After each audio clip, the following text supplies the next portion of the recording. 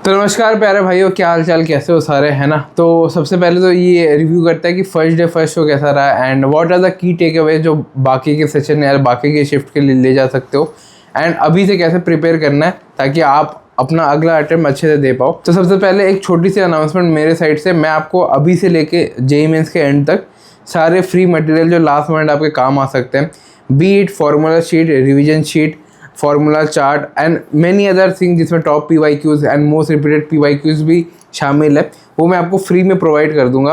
तो वीडियो को एक बार प्लीज़ लाइक कर देना रुक के।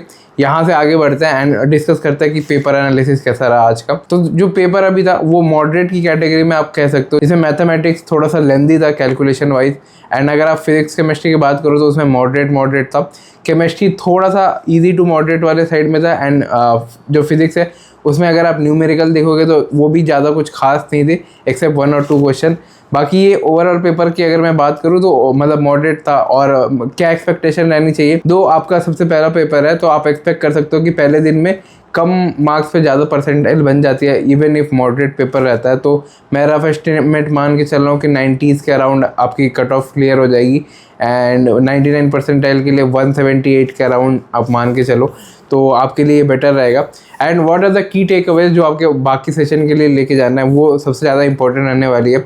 या बच्चा कोई अप्रैल अटेम्प्ट की अभी से तैयारी स्टार्ट करना चाहता है तो उसके लिए क्या क्या चीज़ें जो यहाँ से वो फॉलो करेगा। 3 चीज़ें होती है बच्चों के साथ मेनली, और एज अ भाई आपके साथ बात कर रहा हूँ यहाँ, मैं आपको फ्री रिसोर्सेज या मटेरियल जो है वो अपने व्हाट्सअप ग्रुप पे डाल दूंगा एंड उसमें आज का पेपर जो अभी हुआ है वो भी इंक्लूडेड रहेगा एंड जितने भी सारे शिफ्ट के पेपर है वो भी मैं वहाँ अपलोड कर दूंगा। और टॉप 100 PYQ जो आपको मस्ट प्रैक्टिस करने चाहिए, ये सारा मतलब मेरा मटेरियल नहीं है, मैं पहले ही बता रहा हूँ, तो यहाँ यूट्यूब पे अपलोड नहीं कर सकता। मैं व्हाट्सअप चैनल का लिंक पिन कमेंट में डाल दूंगा, तो आप वहाँ जाके वहाँ की जो ड्राइव लिंक है उसे चेक कर लेना। वहाँ मैं हर दिन जैसे जैसे शिफ्ट खत्म होते जाएंगे वैसे वैसे पेपर अपलोड करता जाऊँगा। और अभी ना बच्चों के साथ क्या हो रही होगी, आपके साथ 3 चीज़ें हो रही होगी मेनली। सबसे पहला, आपको क्या पढ़ना है, कैसे पढ़ना है, इतना कम टाइम बचा है, क्या रिवाइज करना है, नहीं करना है, तो इतना सारा कन्फ्यूजन आपका रहेगा। दूसरा, एक पैरानोया फीलिंग रहेगी कि भाई मेरी शिफ्ट आने वाली है, मैं कैसे करूँ, मेरा शायद उतना अच्छा नहीं गया, ठीक है। You will be overwhelmed with the feeling, ठीक है। तो उसके लिए क्या होगा, आप बहुत ज़्यादा ओवर थिंक करोगे and it mostly lead to time waste. मतलब ओवर थिंकिंग करने से कोई फ़ायदा नहीं होगा अभी लास्ट मोमेंट में, आपको पेपर तो देना ही है, तो आप ट्राई करो कि उसको लिमिट डाउन करो।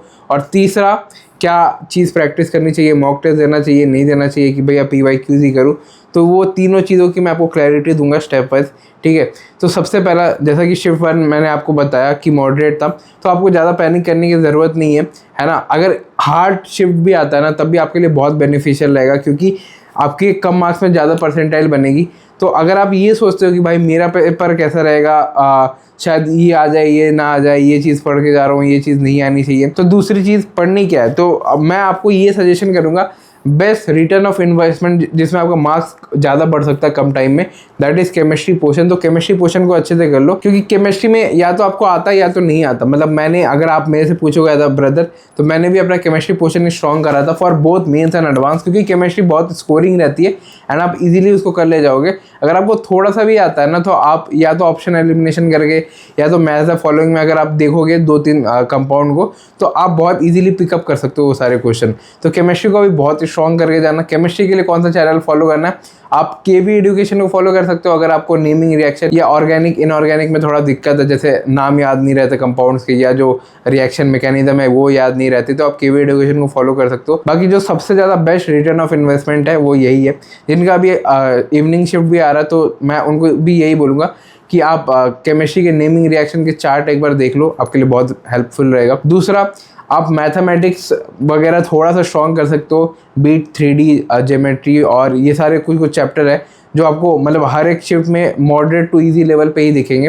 एंड इंटीग्रेशन से भी मतलब बहुत बच्चों को डर लगता है, तो मैं आपको ये सजेस्ट करूंगा कि बहुत सारे जो इंडेफिनिट इंटीग्रेशन के क्वेश्चन होते हैं या इंटीग्रेशन के जो क्वेश्चन होते हैं वो एल हॉस्पिटल रूल या लॉपिटल रूल से सॉल्व हो जाता है, जिसमें आपको बोथ न्यूमरेटर एंड डिनोमिनेटर अगर आप डिफ्रेंशिएट करोगे तो आपको वैल्यूज़ मिल जाएगी जो इंटीग्रेट करने के बाद आएगी। तो ये सारे कुछ ट्रिक्स है। डायमेंशनल एनालिसिस अगर आप करोगे तो फिजिक्स में आपका वहाँ भी बहुत सारा नंबर आप पिकअप कर सकते हो।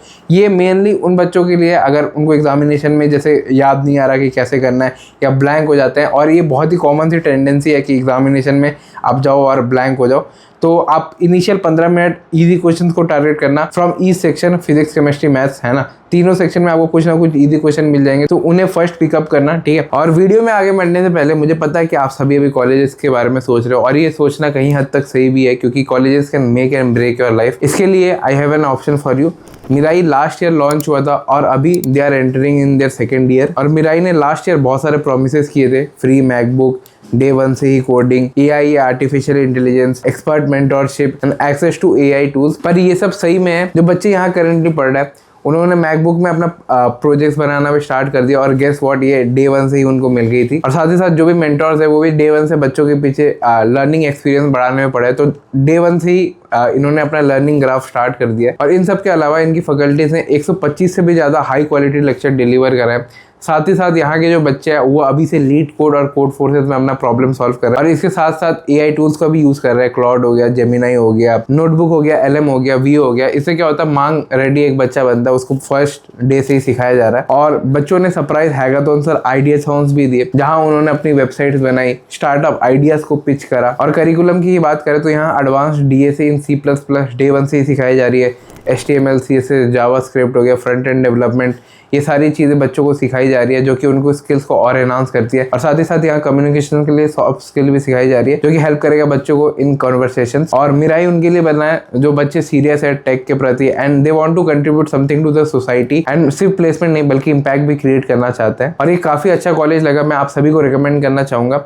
इसका एग्जामिनेशन 2 फेब और 3 फेब को है, तो 1 फरवरी के पहले आप सब रजिस्टर कर लो। मैं इसका लिंक डिस्क्रिप्शन में प्रोवाइड कर दूंगा, and do check it out, it is a very good college. यहाँ से वीडियो में आगे बढ़ते हैं। एंड दूसरी चीज़, थ्योरी वाइज भैया क्या देखना चाहिए।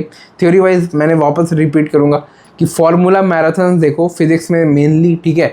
आप अभी लास्ट मोमेंट में ऐसी चीज़ नहीं होगी कि आप नया चैप्टर पढ़ोगे तो आपको याद रहेगा, एंड आप बहुत लंबे लंबे वन शॉट नहीं ले सकते। फॉर्मूला मैराथन जनरली 4 घंटे का होता है, 6 घंटे का होता है, ठीक है। अगर आप 2x में देखते हो तो आपका 1-2 घंटे या 3 घंटे मैक्स टू मैक्स अगर आप स्किप करके देखोगे तो कवर हो जाएगा बहुत easily, and it is the best. और मैं आपको ऐसी चीज़ें बोलने लग रहा हूँ जो मैंने खुद फॉलो करी थी, नॉट लाइक अदर यूट्यूबर की भाई ये देखो ये चीज़ है, ये देखो NTA ने ये कर दिया, एंड स्टॉप ब्लेमिंग NTA, ठीक है। NTA अगर बुरा कर भी दे तो आप उनका कुछ बुरा नहीं कर सकते, तो आप ज़्यादा उसमें माथा पेची मत करना। एज अ JEE एस्पिरेंट मैं आपको एज अ भाई गाइड कर रहा हूँ, जो मेरे साथ चीज़ें होने लगी थी आप वो चीज़ ना करो। इसके अपार्ट अब आ जाते हैं जो फ्री रिसोर्सेज मैं प्रोवाइड करूँगा, उसमें क्या क्या चीज़ें रहेंगी।